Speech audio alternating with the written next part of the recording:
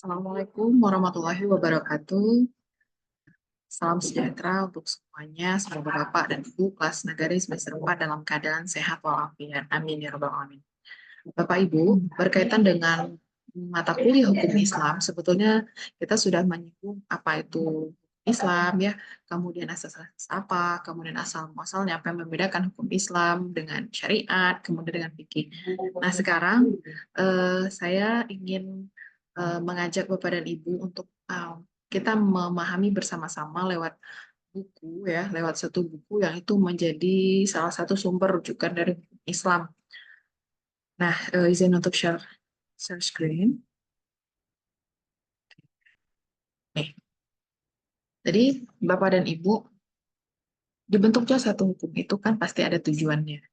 Hukum positif pasti ada tujuannya. Hukum perburuan dan tenaga kerja ada tujuannya. Hukum apa lagi yang Bapak Ibu ketahui? Kamu ada hukum pidana, pasti ada tujuannya. Nah, termasuk di dalam hukum Islam, kita yang mungkin secara agama menganut hukum Islam, kita juga punya hukum yang menjadi kewajiban kita untuk melaksanakan hukum itu. Nah, tentunya hukum itu punya tujuan. Nah, adapun tujuan daripada hukum Islam itu sendiri adalah untuk merealisasikan kemaslahatan manusia dengan menjamin kebutuhan pokoknya yang disebut dengan daruriyah. Nah, kalau kita kenal kebutuhan pokok itu dengan sebutan kebutuhan primer, ya.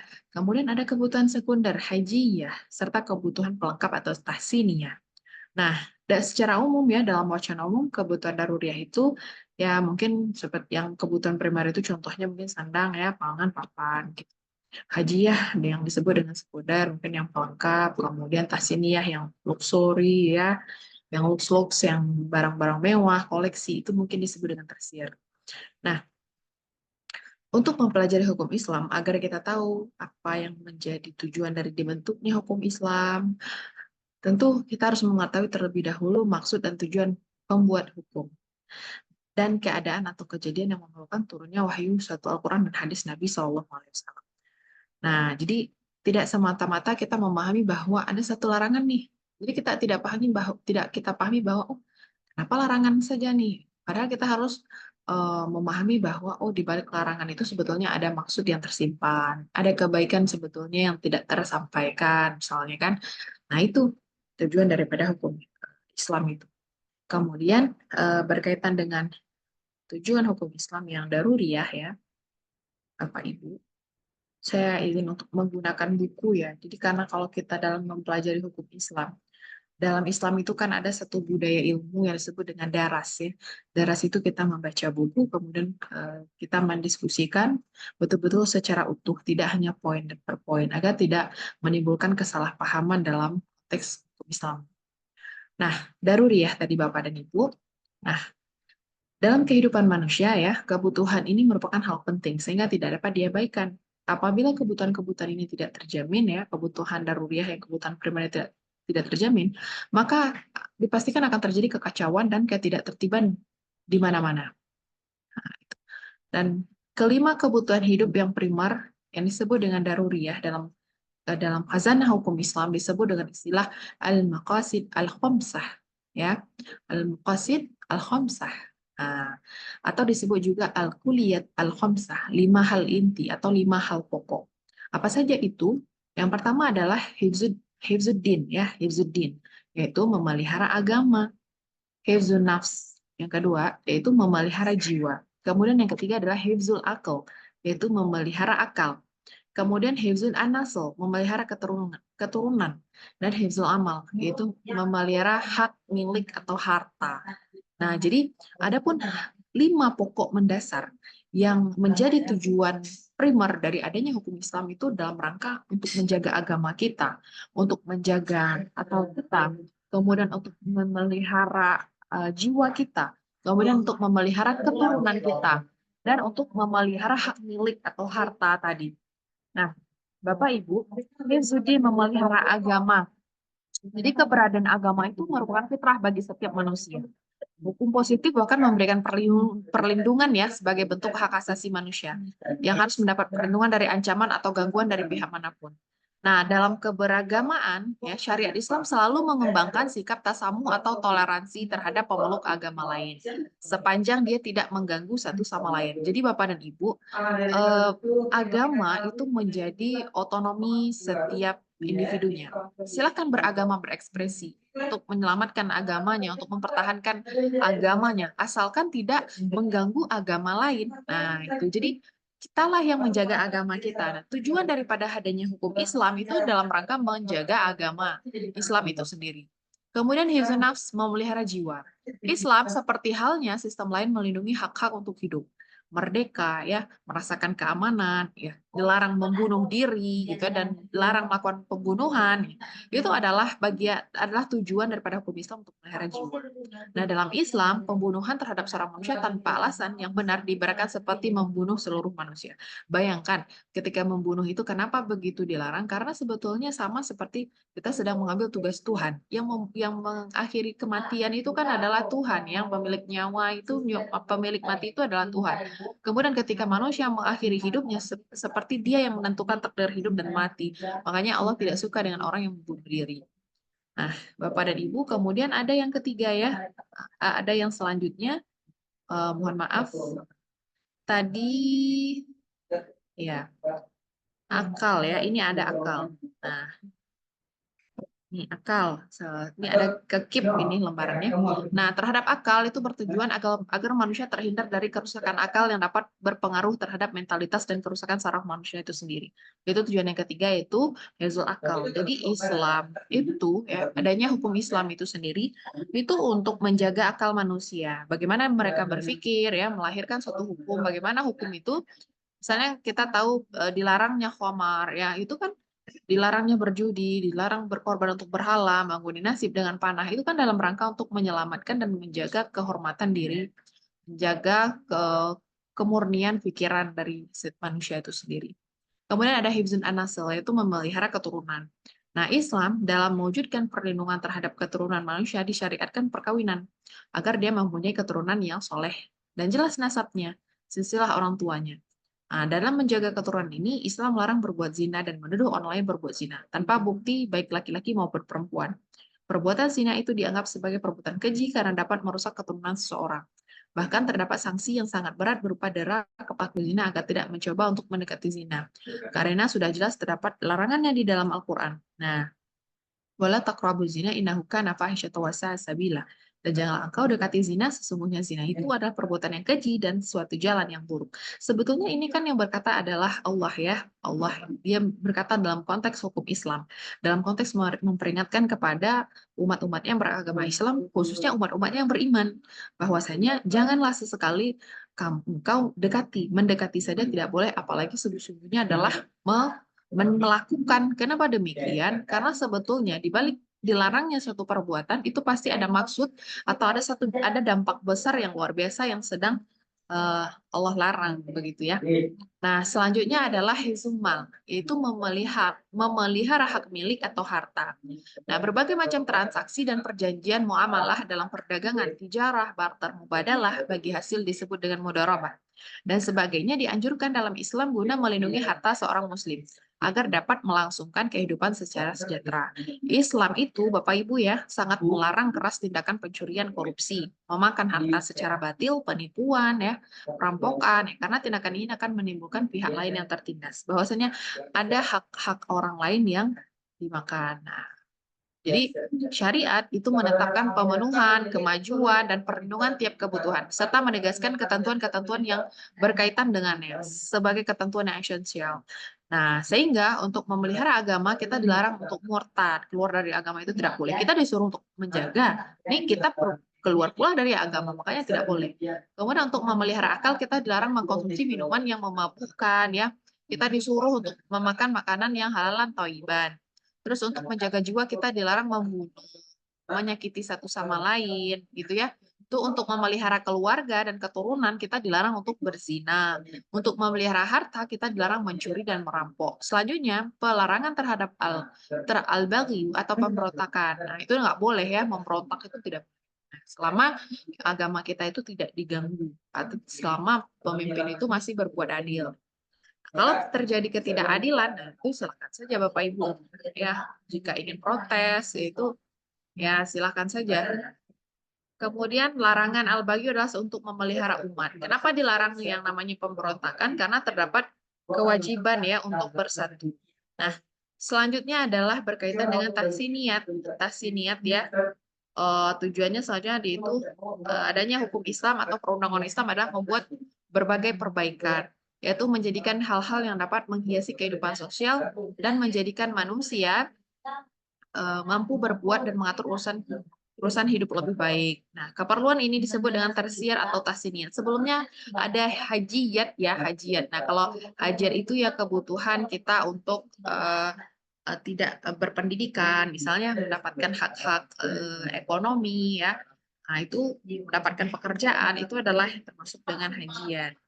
Nah, Bapak Ibu kita masuk ke asas-asas hukum Islam ya. Asas ya berasal dari lafaz bahasa Arab sebetulnya. Asasun yang mengandung arti dasar, basis, dan pondasi. Jika dikaitkan dengan sistem berpikir, yang dimaksud dengan asas adalah landasan berpikir yang sangat mendasar. Nah, hukum dasar ya kalau kita lihat kalau di Indonesia apa nih yang menjadi dasarnya adalah hukum dasar daripada hukum Indonesia itu apa? Dasar Pancasila ya, Pancasila dasar negara Republik Indonesia. Nah, dalam hukum Islam, dalam konteks hukum Islam yang menjadi dasar itu adalah Al-Quran dan Sunnah. Jadi jangan sampai nih ketika membuat satu undang-undang, membuat satu kebijakan, dia keluar atau dia meninggalkan yang pokok dasarnya itu Al-Quran dan Sunnah. Maka boleh membuat satu hukum Islam selama itu tidak bertentangan dengan Al-Quran dan Sunnah. Nah, makanya dalam penerapan satu hukum maka ada asas-asas umum yang harus dipenuhi di dalam hukum Islam itu. Apa saja? Yang pertama adalah asas keadilan. Nah, tuntunan mengenai seorang muslim itu harus berlaku adil. Sangatlah banyak ya kita jumpai di dalam Al-Qur'an, bahkan 1000 lebih. Nah, kenapa sebetulnya banyak kata-kata adil? Itu menjelaskan bahwa kata adil itu saking banyaknya di dalam Al-Qur'an itu artinya ya ia berperan penting. Nah, penyebutan asas keadilan dalam Al-Qur'an itu sebetulnya ada untuk mengingatkan manusia bahwa keadilan itu harus ditegakkan. Keadilan itu harus tidak hanya kepada penguasa, tidak hanya kepada pemimpin, tidak hanya kepada khalifah Allah, tidak hanya kepada orang tua, kepada anak, rakyat pada misalnya, bahkan itu terhadap diri kita sendiri harus berlaku adil. Kemudian Bapak Ibu, yang kedua itu ada asas kepastian hukum ya. Asas kepastian hukum ini menjadi penentu bahwa hukum tidak boleh berlaku surut. Sehingga Allah dalam hal ini menegaskan Allah memaafkan apapun yang dilakukan di masa lampau sebelum adanya aturan yang disampaikan oleh Rasulullah Muhammad Shallallahu Alaihi Wasallam. Jadi Bapak dan Ibu sebetulnya selama perbuatan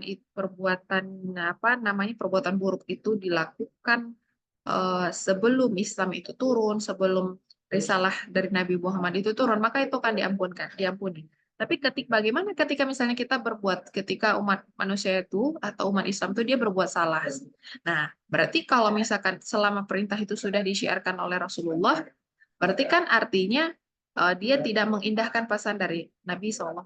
Maka bagaimana? Ya, sebaik-baik Allah itu kan sebaik-baik mengampun, maka harus melakukan yang namanya taubatan nasuha. Taubatan nasuha itu syaratnya pun harus menyadari bahwa kita salah, kemudian berjanji untuk tidak mengulanginya lagi. Nah, itu dan melakukannya dengan sungguh-sungguh.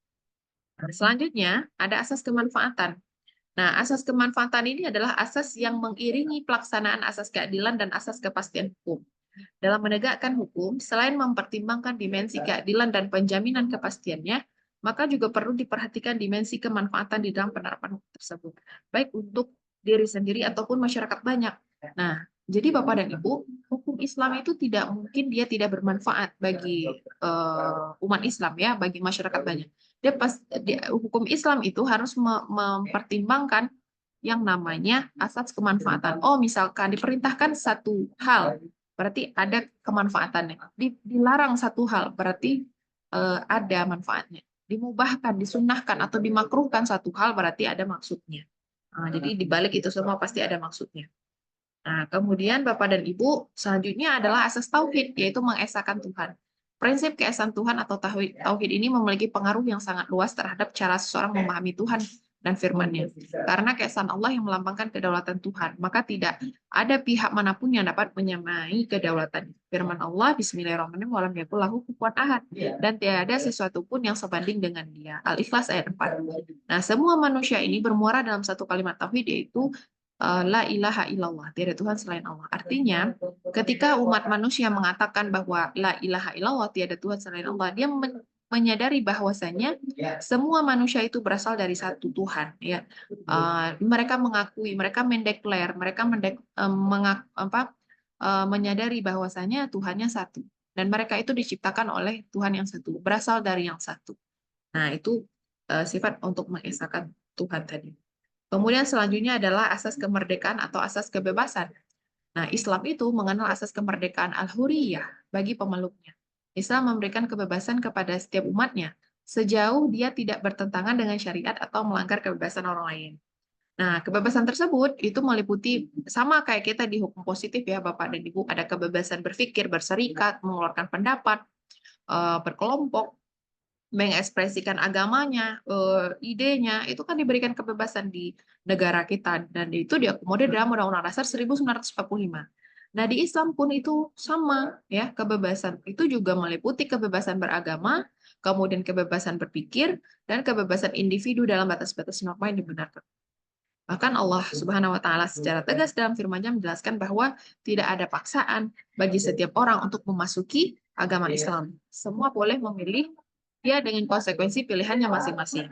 Nah, bismillahirrahmanirrahim, dalam Al-Baqarah 256, la ikraha fid din qad tabayyana ar-rusydu minal ghayy faman yakfur bit-taghuti wa yu'min billahi faqad istamsaka bil urwatil wuthqa lam yusama laha wallahu sami'un alim. Artinya, tidak ada paksaan untuk memasuki agama Islam. Sesungguhnya telah jelas jalan yang benar daripada jalan yang sesat. Karena itu barang siapa yang ingkar kepada taghut ya dan beriman kepada Allah, maka sesungguhnya ia telah berpegang kepada buhul tali yang amat kuat yang tidak akan putus, dan Allah Maha mendengar lagi Maha mengetahui. Jadi sebetulnya Allah sendiri yang menjelaskan di dalam Al-Baqarah 256 bahwasanya nggak ada paksaan loh untuk kamu memasuki agama Islam. Silahkan kalau mana agama yang kamu yakini. Tapi ingat bahwasanya ketika seseorang itu menggunakan akalnya ya, membaca peristiwa, membaca sejarah, kemudian menggunakan akal itu untuk mencari satu kebenaran, maka otomatis dia akan tahu dan menemukan bahwasanya Islam itu adalah agama yang benar, ya. Kalau Islam agama paling benar, hati-hati ya Bapak Ibu kalau mengatakan Islam agama paling benar, berarti secara logika ada agama yang benar dong. Jadi Islam itu bukan agama paling benar, tapi Islam itu adalah agama yang benar. Jadi ketemunya cuman benar salah gitu ya kalau sebagai umat Islam. Nah, nanti hati-hati dalam konteks ini. Kemudian kita juga banyak menemukan bagaimana banyak peneliti-peneliti ya, profesor-profesor yang mencari, menggali ya kekayaan-kekayaan alam, kekayaan-kekayaan yang ada di dalam Al-Qur'an. Pada akhirnya mereka meyakini dan beriman ya, menyatakan keimanannya, dan banyak juga ya kita temukan profesor-profesor yang kemudian dia masuk Islam. Nah, ada juga asas yang berangsur-angsur dalam menetapkan hukum. Nah, Bapak dan Ibu, Al-Quran itu tidak diturunkan secara sekaligus, melainkan ayat demi ayat, ya kan, bahkan menurut peristiwa-peristiwa yang menghendaki turunnya ayat tertentu. Jadi hal ini terjadi lantaran kondisi sosial dunia Arab saat itu. Hukum adat yang sudah mengakar kuat seringkali bertentangan dengan syariat Islam, gitu ya. Oh, ini ada yang terputus, maaf. Nah, jadi Bapak dan Ibu, kita juga memahami bahwasanya di Indonesia hukum itu juga perlahan-perlahan, nggak boleh tuh hukum langsung, misalnya hukum tentang pendidikan, kemudian ekonomi, kesehatan dalam satu hari itu langsung turun 3-4 itu pasti akan membuat masyarakat kaget gitu ya. Makanya harus ada asas berangsur-angsur dalam menetapkan hukum itu sesuai dengan peristiwanya, step by step. Nah, Bapak dan Ibu, selain asas-asas hukum Islam, ada asas-asas khusus hukum Islam. Nah, asas-asas apa saja? Yang pertama adalah asas-asas hukum pidana. Nah, dalam asas-asas hukum pidana itu ada yang namanya asas legalitas ya. Asas legalitas itu di dalam surah Al-Isra ayat 15 dijelaskan. Bismillahirrahmanirrahim. Man ihtada fa innama yahtadi li nafsihi wa man dhalla fa innama yudhillu 'alaiha wa la taziru waziratu wazira ukhra wa ma kunna mu'adzibina hatta nab'atsa rasula. Artinya barang siapa yang berbuat sesuai dengan hidayah Allah, maka sesungguhnya dia berbuat itu untuk keselamatan dirinya sendiri. Dan barang siapa yang sesat, maka sesungguhnya dia tersesat bagi bagi dirinya sendiri.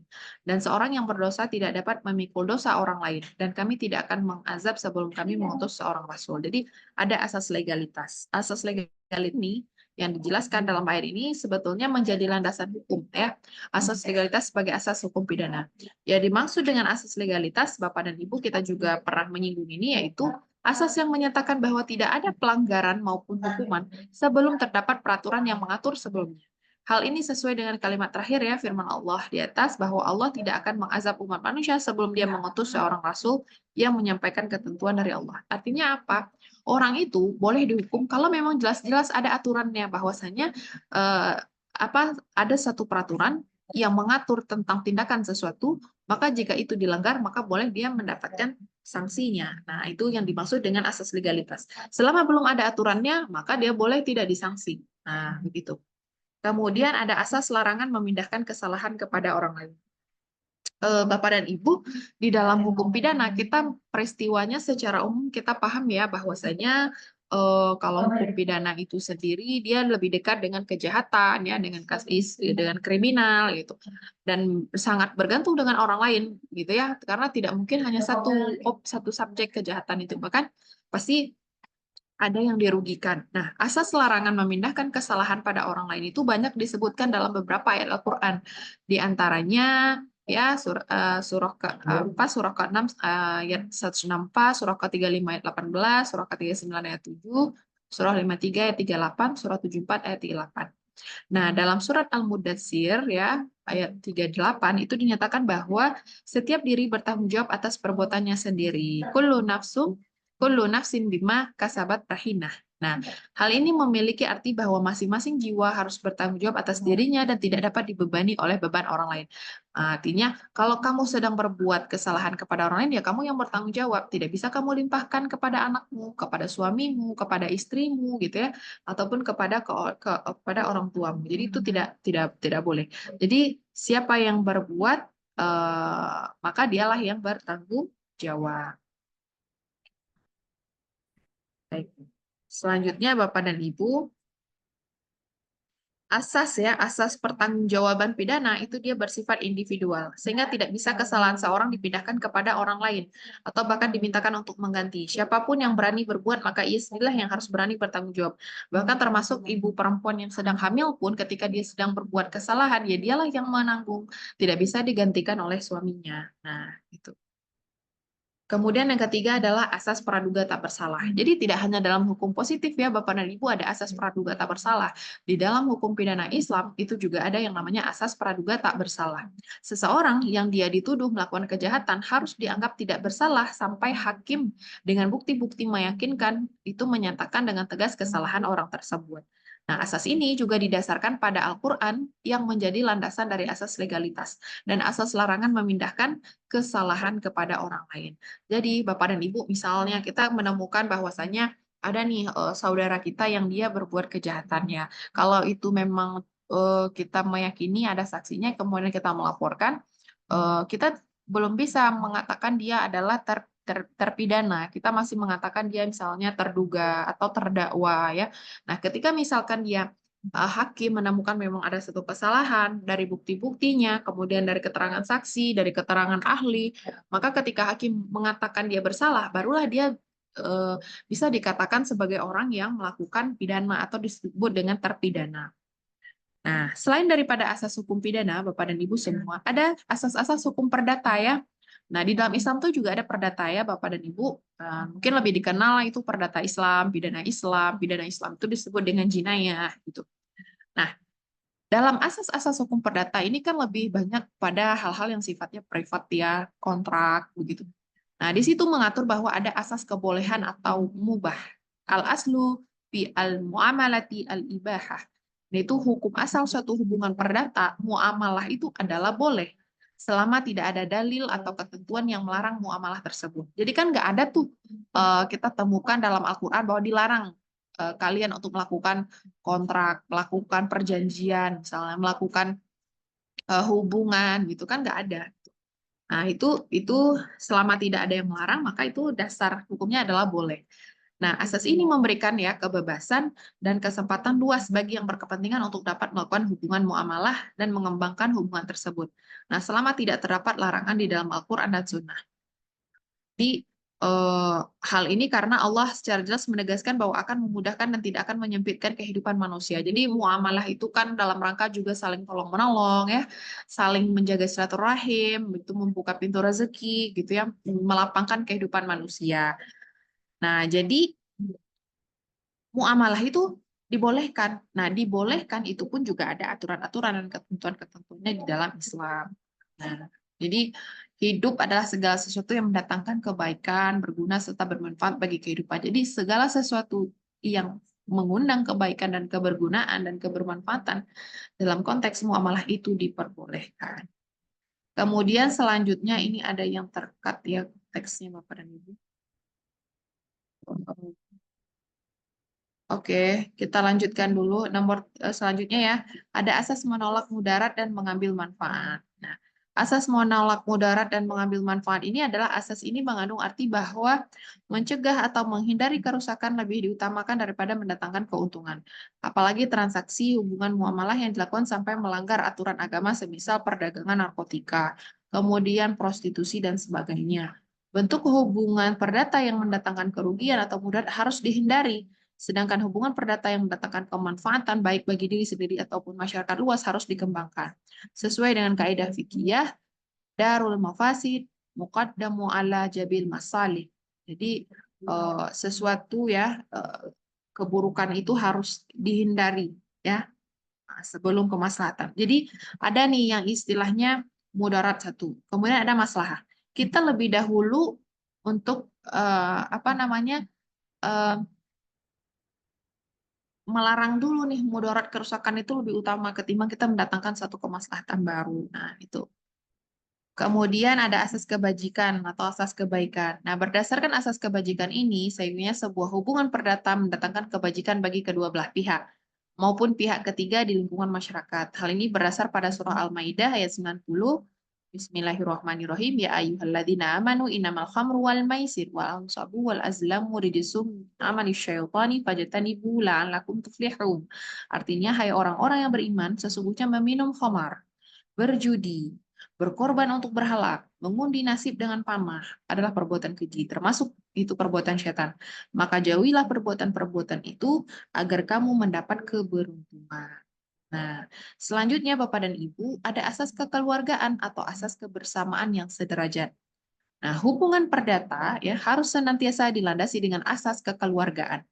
Karena asas ini melahirkan konsekuensi sebuah hubungan yang saling menghormati ya. Sisi kemanusiaan seseorang itu kan harus dihormati Bapak Ibu ya kan nggak mungkin kita berkontrak oh kita tidak memperlakukan dia sebagai manusia, kita memperlakukan dia sebagai budak, apalagi kayak memperlakukan sebagai hewan gitu kan. Itu jangan sampai.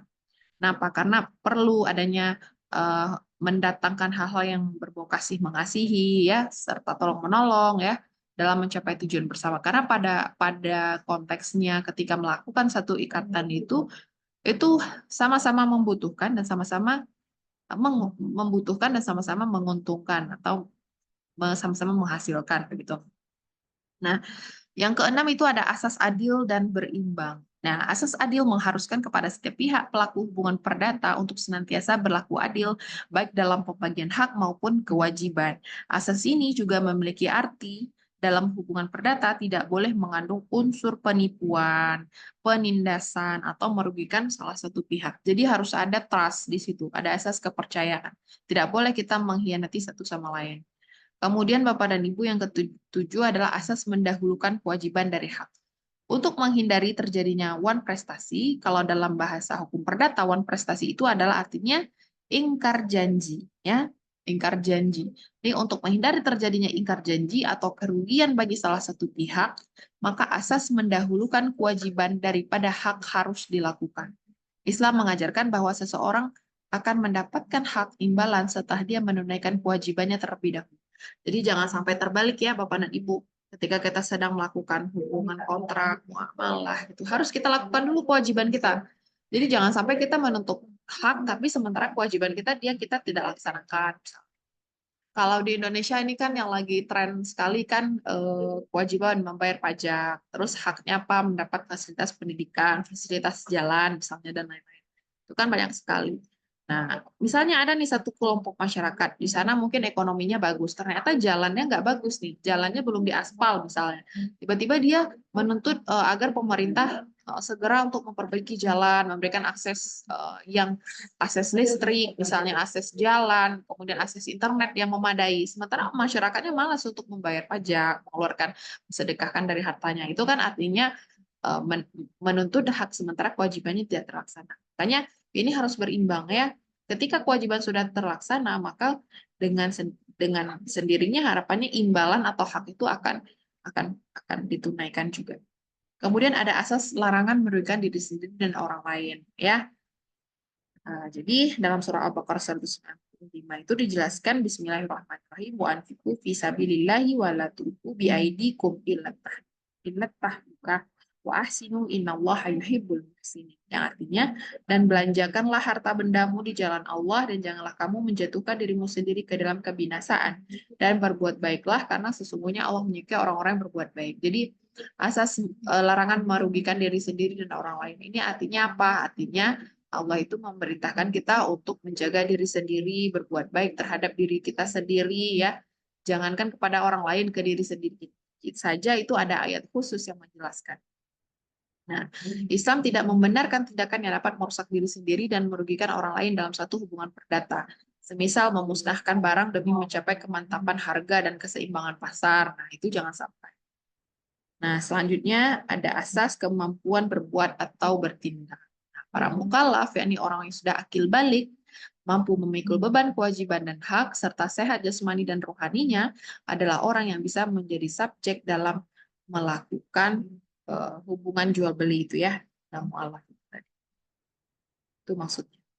Kemudian ada asas tertulis atau diucapkan di depan saksi.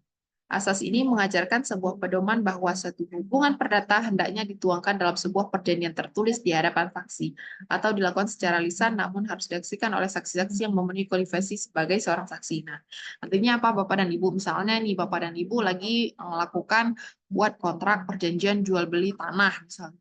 Nah, harus dipastikan perjanjian kontrak itu harus ditulis. Nah, kalau perlu dia pakai materai, ada saksinya yang menandatangani. Nah, di situ diatur tempatnya, kapan, harganya berapa, mekanisme jual belinya seperti apa, itu harus dilakukan. Kenapa?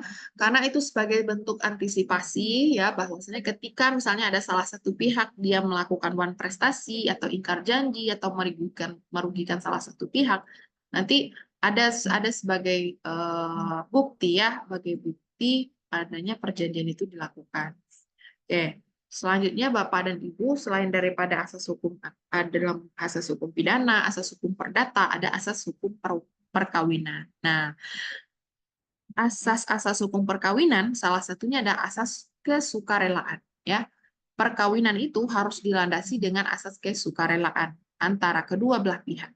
Kedua belah pihak tersebut bukan hanya antar suami istri, melainkan orang tua dan keluarga masing-masing mempelai.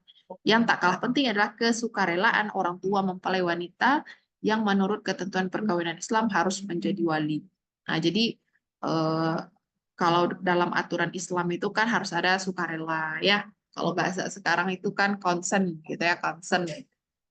Jadi tidak boleh tuh ada perkawinan yang dipaksakan, kemudian perkawinan karena jual beli, perkawinan karena menggadaikan, misalnya Bapak Ibunya lagi banyak hutang ke seorang laki-laki. Ya udah deh gantinya apa? Akhirnya anaknya nikahin anaknya itu tidak boleh. Karena status pernikahan, status perkawinan itu kan suatu ibadah yang suci.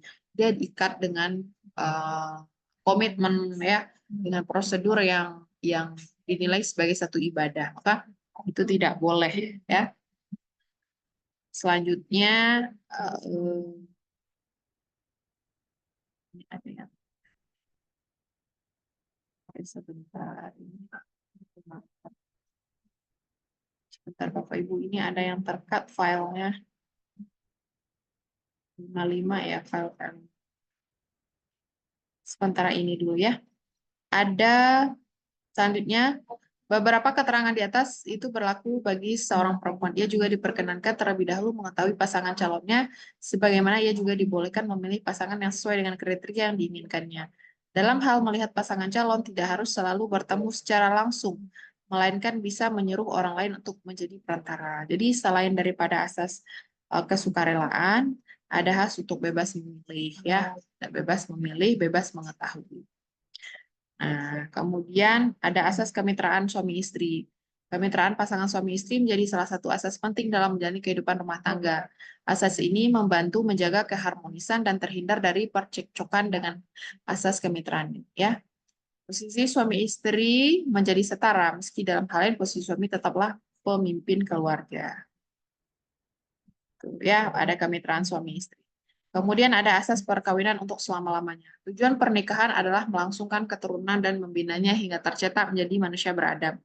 Dalam surah Ar-Rum ayat 21 itu menjelaskan betapa pentingnya, ya, betapa luar biasanya kebesaran Tuhan yang telah menciptakan manusia berpasang-pasangan. Dalam surah Ar-Rum ayat 21, Bismillahirrahmanirrahim, wa min ayatihi an khalaqalakum min nafsikum azwajan litaskunu ilaiha wa ja'ala bainakum mawaddatan wa rahmah inna fi dzalika laayatin liqaumin yatafakkarun.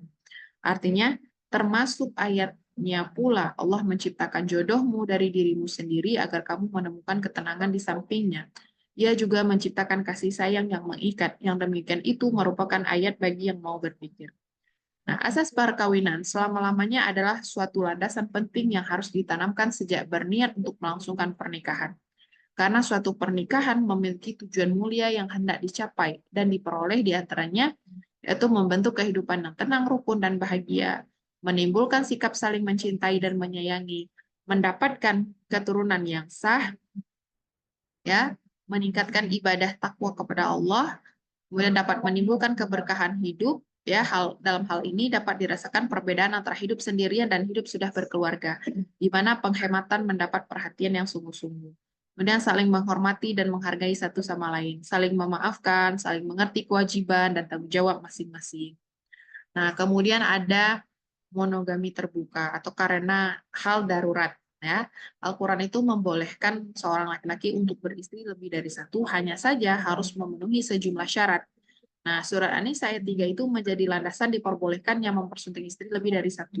Hanya saja ayat tersebut memberikan penekanan bahwa sang suami haruslah mampu berlaku adil kepada semua istrinya. Sedang surat yang sama ayat 129 itu menyebutkan bahwa manusia tidak mungkin berlaku adil terhadap istri-istrinya walaupun ia ingin berbuat demikian. Jadi di satu sisi itu diperbolehkan, tapi di satu sisi lagi ada ayat yang memperingatkan bahwa dia nggak mungkin deh berlaku adil gitu kepada istri-istrinya. Gitu. Pemimpin aja sulit berlaku adil. Ini apalagi suami kepada istri-istrinya. Nah, selanjutnya ada asas-asas hukum kewarisan, ya Bapak dan Ibu. Kita pindah ke perdata, ya, bagian perdata yang lainnya, yaitu berkaitan dengan kewarisan. Di asas-asas hukum kewarisan atau ijibari, ya, asas ijibari dalam hukum Islam mengandung arti bahwa dengan meninggalnya si pewaris, maka secara otomatis harta warisan beralih dengan sendirinya kepada ahli waris. Pengalihan tersebut tidak melalui rekayasa atau rencana sebelumnya. Jadi kalau misalkan ada orang tua, ya, bapak ibunya, kalau dalam Islam ketika meninggal, ya udah yang mewariskan adalah anak laki-lakinya, gitu ya, satu. Kalau anak perempuannya adalah setengah, misalnya. Nah, itu nanti ada pembagian-pembagiannya. Berapa anak-anaknya? Siapa yang mendapatkan, siapa yang berhak untuk mendapatkan waris itu, gitu ya. Maka itu nanti akan dibagi secara adil kepada orang-orang yang mendapatkan waris itu tadi. Kemudian ada bilateral. Asas bilateral itu mengatur bahwa seseorang dapat menerima warisan dari dua garis keturunan. Kedua belah pihak tersebut adalah pihak kerabat keturunan laki-laki dan kerabat keturunan perempuan. Semua terdapat penjelasannya dalam Al-Quran surah An-Nisa ayat 7, 11, 12, dan 176. Kita coba lihat surat An-Nisa ayat 7. Lirijali nasibu mimma tarakal walidani wal aqrabun walinisa'i nasibu mimma tarakal walidani wal aqrabun mimma qalla minhu au katsur nasiban mafruḍa.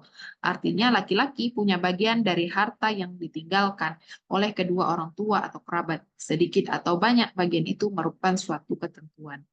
Nah, kemudian di surat An-Nisa ayat 11 juga dijelaskan Bismillahirrahmanirrahim. Yusikumullahu fi auladikum lidzakaril mithlu hadzal unthayain fa in kunna nisa fawqa natani falahunna thulutha ma taraka wa in kanat wahidatun fa lahan nasfu wal abwayhi likulli wahidin minhum as-sudus mimma taraka in kana lahu waladun fa illam yakul lahu waladun wa warithahu wasiyatan minallahi walillahu alimun. Nah, artinya dan bagimu suami-suami itu seperdua dari harta yang ditinggalkan oleh istri-istrimu jika mereka tidak mempunyai anak. Itu seperdua. Jika mereka tidak mempunyai anak. Jika istri-istrimu itu mempunyai anak, maka kamu mendapat seperempat. Kalau ada anaknya, kita dapatnya seperempat. Nah, dari harta yang ditinggalkan sesudah dipenuhi wasiat yang mereka buat dan sudah dibayar utangnya. Para istri itu memperoleh seperempat harta yang kamu tinggalkan jika kamu tidak mempunyai anak. Jika kamu mempunyai anak, maka para istri memperoleh 1/8 dari harta yang kamu tinggalkan sesudah dipenuhi wasiat yang kamu buat atau dan sudah dibayar utang-utangmu. Jika seseorang mati, baik laki-laki maupun perempuan yang tidak meninggalkan ayah dan tidak meninggalkan anak, tetapi mempunyai seorang saudara laki-laki seibu, ya, atau seorang saudara perempuan seibu saja, maka bagi masing-masing dari kedua jenis saudara itu 1/6 harta. Tetapi jika saudara-saudara seibu itu lebih dari seorang, maka mereka bersekutu dalam yang sepertiga itu. Dipenuhi sesudah dipenuhi wasiat yang dibuat olehnya atau sesudah dibayar hutangnya dengan tidak memberi mudarat kepada ahli waris. Allah menetapkan yang demikian itu sebagai syariat yang benar-benar dari Allah. Dan Allah Maha mengetahui lagi Maha penyantun. Nah, ayat yang lain nanti kita skip dulu ya Bapak dan Ibu. Selanjutnya, asasnya adalah asas individual. Asas ini mengandung konsekuensi bahwa meskipun harta warisan yang ditinggal berjumlah banyak secara kumulatif, namun pembagiannya kepada setiap ahli waris dapat dimiliki secara perorangan atau bersifat hak milik secara individual. Jadi misalnya secara kumulatif banyak ini, ada tanahnya, ada rumahnya, kemudian ada aset lahannya, ladangnya misalnya ya. Nah, itu bisa saja dimiliki oleh per orang, misalnya anak A punya rumah, anak B ngambil tanahnya, anak C misalnya mobilnya gitu. Itu bisa saja sesuai dengan perhitungan. Kemudian ada keadilan berimbang. Nah, asas keadilan berimbang adalah sebuah asas yang mengharuskan adanya keseimbangan antara hak yang diperoleh dan kewajiban yang harus ditunaikan. Artinya, seorang ahli waris laki-laki atau ahli waris perempuan mendapatkan hak yang sebanding dengan kewajiban yang dipikulnya kelak dalam lingkungan keluarga dan masyarakat. Nah, Bapak dan Ibu, kenapa ya di dalam Islam itu kok laki-laki yang nilainya lebih besar? Karena kembali ke sini tadi Bapak dan Ibu, karena sebanding dengan kewajiban yang dipikulnya kelak dalam lingkungan keluarga dan masyarakat. Makanya itu dalam konteks hukum Islam laki-laki yang lebih banyak mendapatkan ketimbang perempuan. Kenapa? Karena kalau perempuan dia kan ditanggung lagi misalnya oleh suaminya. Kemudian ada akibat kematian. Asas ini menunjukkan bahwa adanya proses peralihan harta warisan adalah sebagai suatu akibat dari kematian. Artinya, selama si pemilik harta masih hidup, maka pengalihan harta yang dilakukan tidak dinamai sebagai warisan, tapi mungkin sedekah atau pemberian gitu ya, atau hadiah. Nah, dengan demikian, pengalihan harta warisan tersebut harus dilakukan setelah si pewaris meninggal. Jadi syarat dari satu warisan itulah si pewarisnya adalah harus meninggal. Nah, Bapak dan Ibu, ini kita lanjut ke asas-asas penerapan hukum Islam ya. Yang pertama, asasnya tidak memberatkan. Nah, jadi Allah menyampaikan bahwa tidak akan memberatkan seseorang di luar batas kemampuannya. La yukallifullahu nafsan illa usaha. Apalagi dalam urusan agama. Allah hanya menghendaki kemudahan, bukan suatu kesulitan. Dalam surah Al-Baqarah 185, Bismillahirrahmanirrahim, yuridullahu bikumul yusra wa la yuridu bikumul usra. Artinya Allah menghendaki kemudahan bagimu dan tidak menghendaki kesukaran atau kesulitan bagimu. Kemudian yang kedua, dalam pelaksanaannya, asas itu tidak memperbanyak beban. Asas tidak memperbanyak beban, qillatu at-taklif ya, adalah suatu asas yang tidak memberikan banyak beban kepada hambanya. Sehingga adanya kewajiban dan larangan tidak memberatkan dan dalam menjalankannya tidak menimbulkan kepayahan dan penderitaan. Coba bayangkan ketika misalkan dulu Rasulullah SAW menjemput perintah sholat. Dulu kan awalnya 50 rakaat. Coba Bapak Ibu bayangkan kalau kita sekarang ini umat Nabi Muhammad menjalankan sholat 50 rakaat. Pasti ya. 17 rakaat aja kadang-kadang kita kalau udah dihadapkan dengan jam kerja, dengan kesibukan di luar, kesibukan di rumah, itu kan ya menjadi tantangan. Nah, makanya itu sangat Allah tuh mempermudah sebetulnya. Selanjutnya ada asas at-tadrij, bertahap atau gradual. Asas ini menunjukkan bahwa pada mulanya penerapan hukum Islam tidak dilakukan secara sekaligus, melainkan secara bertahap. Allah memahami bahwa jikalau perubahan terhadap tradisi masyarakat Arab yang notabene bertentangan dengan syariat Islam dilakukan secara seketika, maka akan memunculkan pemberontakan dan kegoncangan. Hal ini dikhawatirkan masyarakat Arab tidak bisa menerima perubahan aturan yang senyatanya untuk kemaslahatan bersama. Bayangkan misalkan dulu masyarakat Arab yang dia hobinya minum-minum khamar ya, kemudian misalnya berjudi, mengundi anak panah dan lain-lain gitu ya.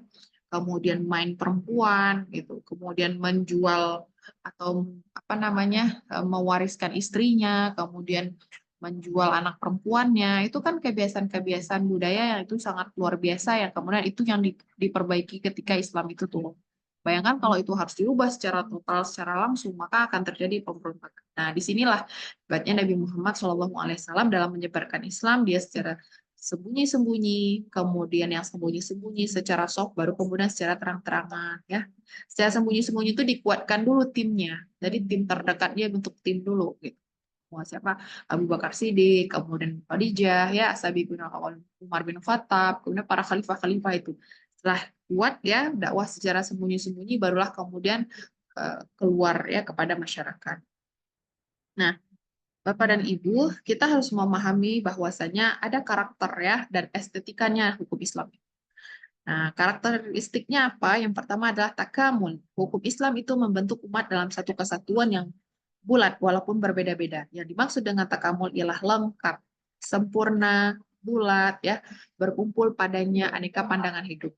Dan hukum Islam itu menghimpun segala sudut dan segi yang berbeda-beda dalam satu kesatuan. Karenanya hukum Islam tidak menghendaki adanya pertentangan antara usul dengan furu. Satu sama lain saling melengkapi, saling menguatkan, dapat diibaratkan serupa batang pohon yang semakin banyak cabang dan rantingnya ia semakin kokoh dan teguh. Semakin subur pertumbuhannya, dia semakin segar kehidupannya. Jadi sangat terbuka ya, banyak sekali ya karakter hukum Islam itu banyak kemudian ulama-ulama kita, mazhab-mazhab, itu berbagai pandangan-pandangan, majelis ulama gitu ya, ormas-ormas Islam itu kan membuat Islam itu semakin kokoh. Nah, hukum Islam itu bersifat syumul, ya, dapat melayani secara menyeluruh terhadap golongan yang tetap bertahan pada apa yang sudah usang dan dapat melayani golongan yang ingin mendatangkan pembaharuan. Nah, hukum Islam itu dapat melayani ya konsepnya. Jadi al-aql ya, an-naql dapat melayani ahlul kitab wa as-sunnah. Sebagaimana dapat melayani ar-ra'i. Ra'i ini para pemikir-pemikirnya ya, yang kias ahli-ahli fikihnya dan mampu berasimilasi dengan segala bentuk masyarakat dengan beragam tingkat kecerdasan. Makanya kita menemukan berbagai mazhab ya. Mazhab itu lahir di berbagai kota dengan konteks sosial budaya yang beragam, kemudian dengan produk-produk hukum yang juga berbeda. Imam Hambali berbeda, Imam Syafi'i juga berbeda, Imam Maliki juga berbeda. Nah, itulah yang kemudian uh, apa namanya hukum Islam itu lahir sesuai dengan bentuk masyarakatnya. Makanya beragam-beragam kan, selama dia tidak bertentangan dengan Al-Quran dan Sunnah. Nah, di dalam proses asimilasi atau di dalam berasimilasi, hukum Islam itu memberi dan menerima, menolak dan membantah menurut kaedah-kaedah yang telah ditetapkan. Dengan teguh, ia memelihara kepribadiannya.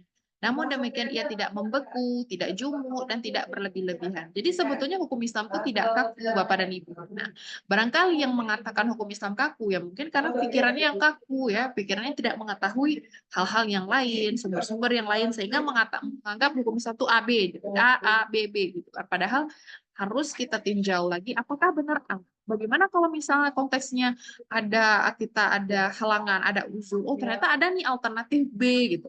Nah, itu berkaitan dengan pemahaman kita sebagai umat Islam. Nah, kemudian ada teori syumul. Nah, teori syumul itu dia berwujud dalam kemampuannya menampung segala perkembangan dan segala kecenderungan, serta dapat berjalan seiring dengan perkembangan-perkembangan dan menuangkannya dalam suatu aturan.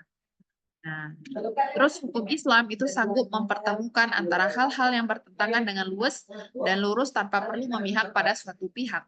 Hukum Islam menghimpun antara hidup secara kolegial dengan hidup secara individual tanpa bertentangan antara fardiyah dan jamaiyah. Manusia tersusun dari ruh dan maddah, materi ya, pikir dan hati. Dan Islam mempunyai asas mengkawinkan antara ruh, kejiwaan, dan maddi, kebendaan. Tidak mempertentangkan antara keduanya.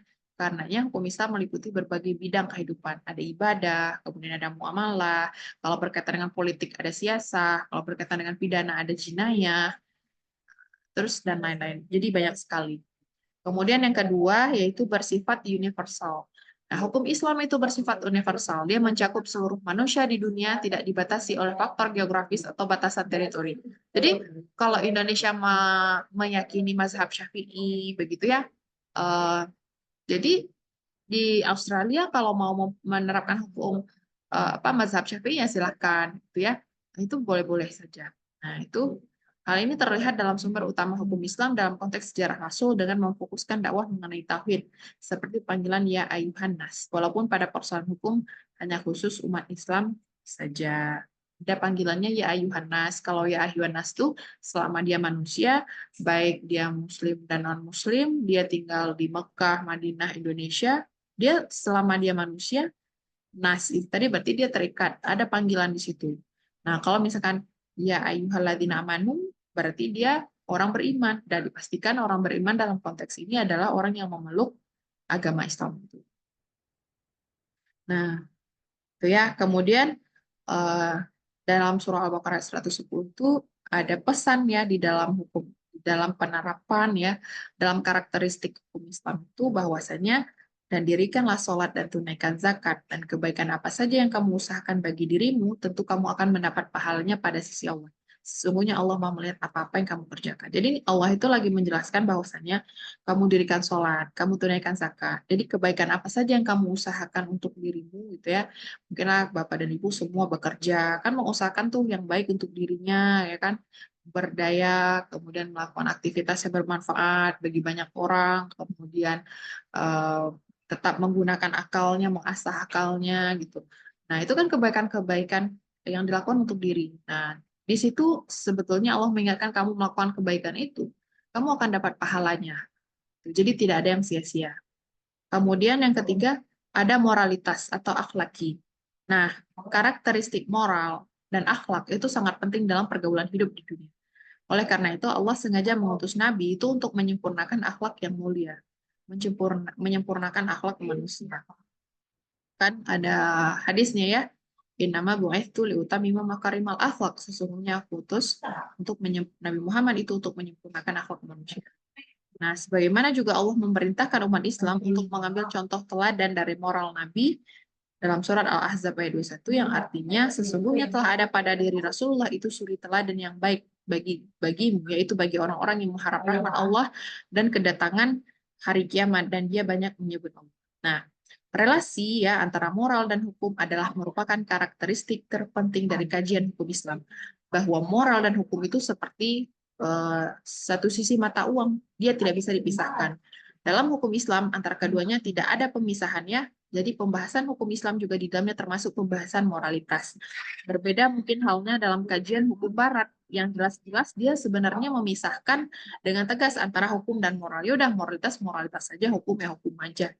Nah, dari kedua perbedaan ini ternyata mempunyai implikasi yang sangat besar dalam praktek. Nah, jadi ketika kita memahami adanya hukum Islam, misalnya ada perintah, kemudian ada konteksnya larangan, ada seruan. Gitu. Nah, sebetulnya di dalam itu ada konteks moralnya, ada pesan moralnya. Gitu. Ada pesan moralnya di dalam setiap ayat-ayat, ya, setiap hukum yang diturunkan itu tadi. Nah, kemudian Bapak dan Ibu, selanjutnya karakteristiknya itu adalah sempurna. Ya. Nah, syariat Islam itu dia diturunkan dalam bentuk yang umum dan garis besar permasalahan. Oleh karena itu, hukum-hukumnya itu harus bersifat tetap, ya, tidak berubah-ubah karena sebab perubahan masa dan tempat. Nah, untuk hukum yang lebih rinci, syariat Islam itu menetapkan kaidah dan memberikan patokan umum. Penjelasan dan rinciannya diserahkan pada ijtihad ulama dan para cendekia. Nah, dengan menetapkan patokan tersebut, syariat Islam dapat benar-benar menjadi petunjuk universal, dapat diterima di semua tempat dan saat. Setiap saat, umat manusia dapat menyesuaikan tingkah lakunya dengan garis kebijakan Al-Quran, sehingga mereka tidak melenceng. Penetapan Al-Quran tentang hukum dalam bentuk yang global dan simpel itu dimaksudkan untuk memberikan kebebasan kepada umat manusia untuk melakukan ijtihad sesuai dengan situasi dan kondisi zaman. Dengan sifatnya yang global itu, diharapkan hukum Islam dapat berlaku sepanjang masa. Nah, ini nih perbedaannya. Ketika misalkan kita, umat zaman ya atau generasi yang dikatakan maju itu adalah sebetulnya generasi yang tidak meninggalkan garis kebijakan utamanya yaitu Al-Quran. Nah, generasi yang sebetulnya tertinggal atau ketinggalan zaman atau kudet atau out of apa nama istilahnya ya di luar inilah di luar zaman ya nggak ikut perubahan nggak gaul sebenarnya yang meninggalkan Al-Quran dalam konteks Islam yang maju itu yang memang betul-betul tidak meninggalkan Al-Quran tidak meninggalkan Sunnah tidak meninggalkan ijtihad para ulama kemudian itu yang dibawa dalam konteks zaman sebagai macam apapun kan perubahan yang secepat apapun ya di tengah teknologi, perkembangan teknologi, informasi yang begitu menjadi buih di lautan ketika misalkan prinsip utama ini, garis-garis pokok ini di bawah, maka dipastikan kemajuan itu akan ada. Ya, generasi yang maju itu akan terlahir. Kemudian ada elastis dan sistematis. Hukum juga bersifat elastis luas. Ia meliputi segala bidang dan lapangan kehidupan manusia. Permasalahan kemanusiaan, ya kehidupan jasmani dan rohani, hubungan sesama makhluk, hubungan makhluk dengan Khalik, serta tuntutan hidup dunia akhirat itu terkandung dalam ajarannya. Nah, hukum Islam itu memperhatikan berbagai segi kehidupan, baik dia muamalah, ibadah, siasah, jinayah, dan lain-lainnya masih banyak lagi ya. Nah, meski demikian, ia tidaklah kaku sebetulnya. Dia tidak keras dan dia tidak memaksa. Ia hanya memberikan kaidah umum yang seharusnya dijalankan oleh umat manusia. Dengan demikian, umat Islam dapat menumbuhkan dan mengembangkan proses ijtihad yang menurut Iqbal ya disebut prinsip gerak dalam Islam. Ijtihad merupakan suatu teori yang aktif, produktif dan konstruktif. Jadi kalau ada ulama dia berijtihad, dia menghasilkan produk hukum baru. Misalnya ada fenomena, oh dia berijtihad, dia menggali hukum-hukum, dia mencari persamaan, dia mengkiaskan dengan peristiwa-peristiwa yang pernah terjadi di awal-awal Islam turun misalnya. Itu kan proses ijtihad dan ijtihad itu satu teori yang aktif, aktif terus berpikir, aktif dalam konteks akal. Dia produktif melahirkan pendapat-pendapat gitu ya dan sifatnya konstruktif. Betul-betul membangun bukan untuk menghancurkan, destruktif. Nah, hukum Islam juga bersifat sistematis, dalam artian bahwa hukum Islam mencerminkan sejumlah aturan yang bertalian secara logis. Nah, makanya kalau kita lihat dalam kerangka berpikirnya, dikenal dengan kerangka epistemologis, maka hukum Islam itu lahir tidak hanya dari akal ya, dari rasio. Beda kalau misalkan di Barat kan sangat dominan sekali akalnya, rasionya. Nah, maka kalau dalam konteks hukum Islam, ra'yu itu harus dikonfirmasi ulang kepada Al-Quran dan Sunnah.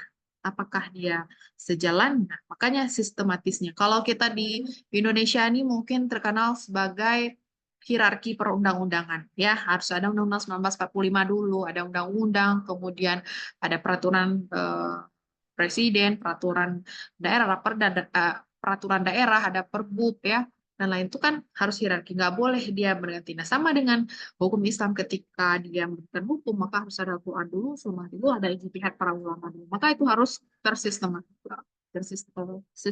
ya.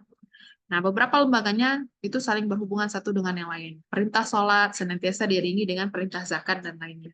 Nah, dari ayat tersebut dapat kita pahami bahwa sesungguhnya ya hukum Islam itu tidak mengajarkan spiritual yang mandul ya, yang tidak ada fungsinya.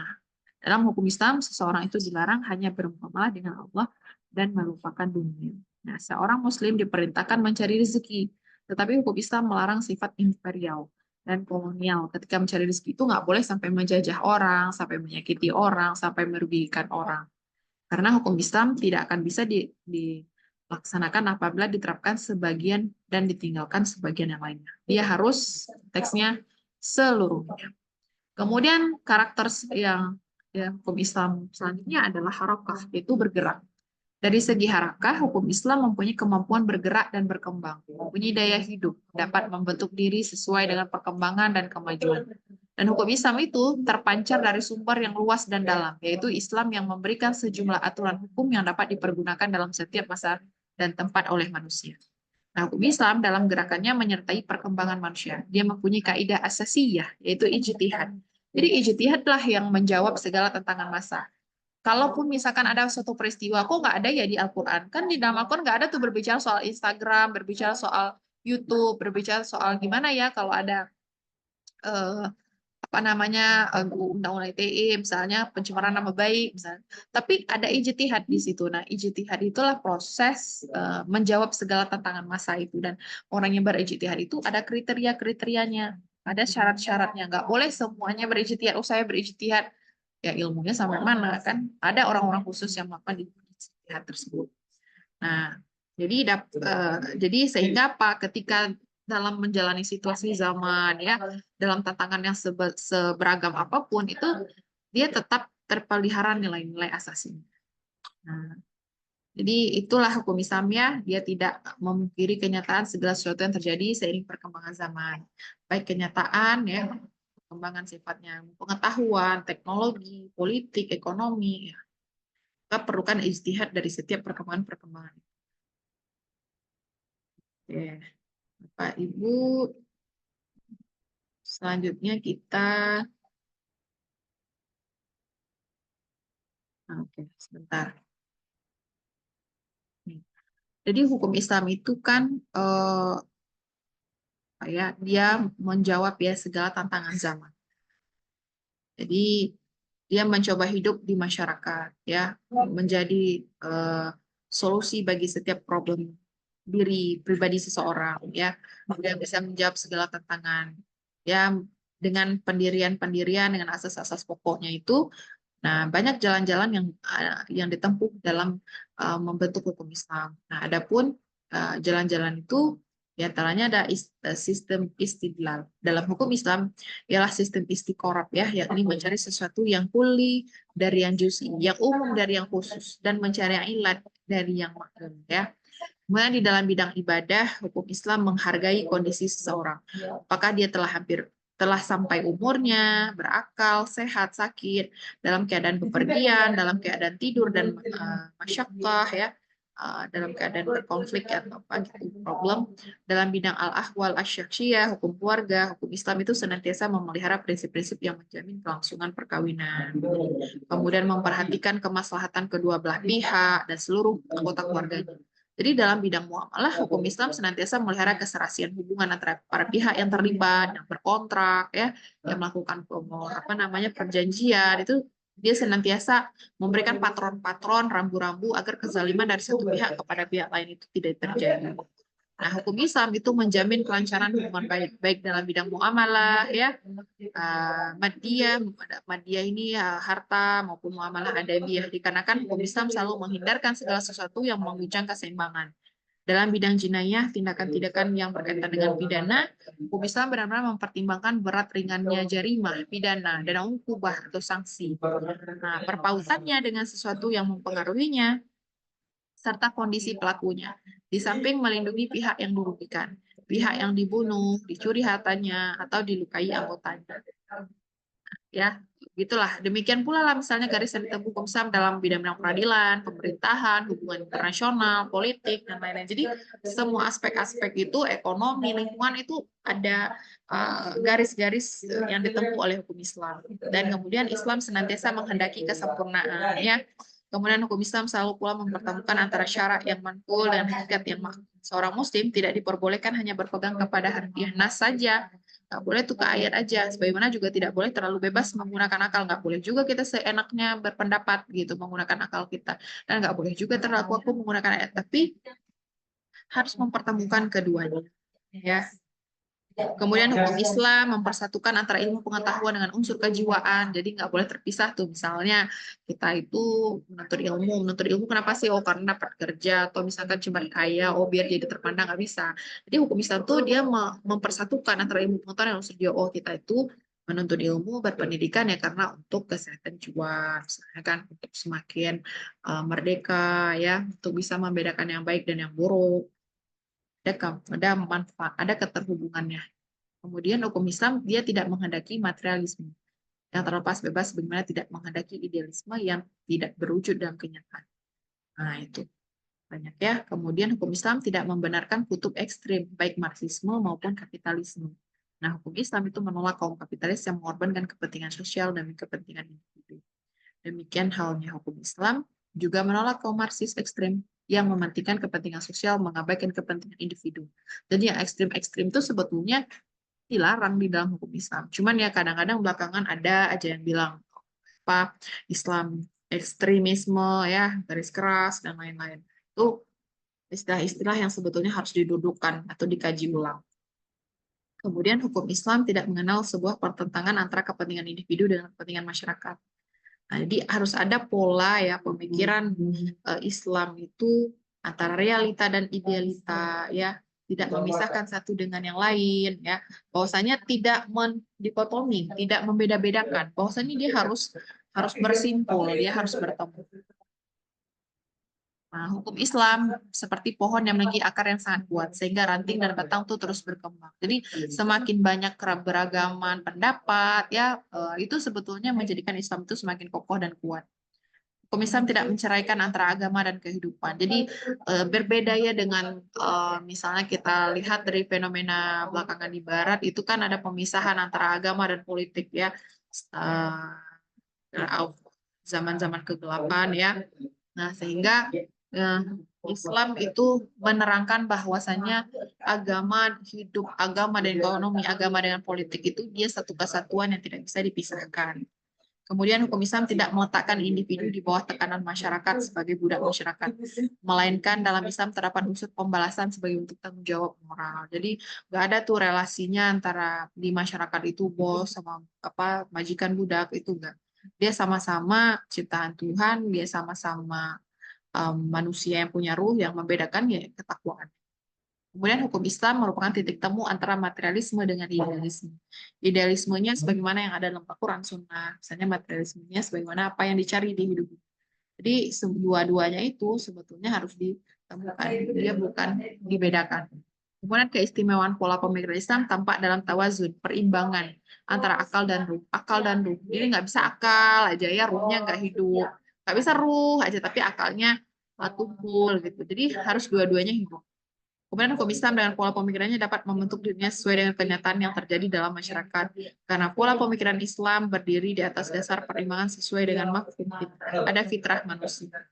Kemudian terdapat hubungan erat antara ilmu, kebudayaan, dan falsafah dalam hukum Islam. Pola pemikiran Islam tidak membatasi gerak manusia, tapi mengarahkan dan menyalurkan. Manusia merdeka, tapi kemerdekaannya mempunyai berbagai ketentuan. Ya, di banyak sekali di estetika tersebut ya kita mengetahui bahwa hukum Islam itu mudah, ya jauh dari kesulitan dan kesempitan. Kemudian tujuan daripada hukum Islam adalah untuk mewujudkan kemaslahatan dunia dan akhirat. Kemudian membolehkan memakan makanan yang baik sebagai rizki dari Allah dan memakai pakaian serta berhias diri selama tidak berlebihan dan tidak untuk membanggakan diri. Kemudian keseimbangan hak rohani dan jasmani dalam diri manusia. Itu wasatiyah itu. Kemudian kaum wanita dilepaskan dari kezaliman yang membelenggu hak asasi mereka di zaman jahiliyah. Mereka dibebaskan dari kesewenangan suami serta diberikan hak dan kewajiban. Terangkatlah mereka dari kehinaan. Wanita dilibatkan dalam membina umat dan membangun masyarakat. Mereka juga mendapat hak dan kewajiban secara adil dalam bidang perkawinan dan warisan. Kemudian adanya qawaid al-fiqhiyah akan membuat hukum fikih terlihat lebih arif dalam pelaksananya mengingat waktu, tempat, keadaan, dan adat istiadat yang berbeda. Jadi beda waktunya, beda tempatnya, beda keadaan, beda budaya, beda istiadat, maka bisa beda juga produk hukumnya. Gitu. Nah itulah disebut dengan fikih. Hanya beda-beda. Kemudian tidak bisa dimungkiri juga bahwa kaidah-kaidah fikih tersebut merupakan hasil cipta para ulama. Namun rujukan kawaid al-fiqhiyah yang sudah mapan berasal dari Al-Quran dan Sunnah. Ya. Nah, kaidah-kaidah fikih yang bersifat umum itu mengharuskan kita untuk berhati-hati dan lebih teliti dalam menggolongkan atau memasukkan permasalahan-permasalahan yang memiliki kekhususan dan pengecualian. Seperti sejauh mana ruang lingkup kaidah tersebut. Jadi jangan sampai nih Bapak Ibu kita gampang mengkafirkan orang, kita gampang menyalahkan orang. Oh ini nggak benar nih, pendapatnya nggak benar nih, misalnya itu nggak bisa. Jadi harus benar-benar kita kembalikan kepada kaidah-kaidah fikih ya, bahwa aja di balik satu peristiwa, di balik satu hukum itu ada fenomena-fenomenanya. Jadi untuk selanjutnya mungkin kita akan bahas tentang 5 kaidah fikih ya yang menurut Kadi Hussein. Nah, nanti kita akan bahas selanjutnya bagaimana satu kaidah fikih itu sangat membantu pola pikir kita dalam memandang hukum Islam. Bahwa hukum Islam itu punya maksud ini ya. Oh, kalau mau melaksanakan hukum itu ini dulu ya pilihannya ya. Jadi ada maksudnya.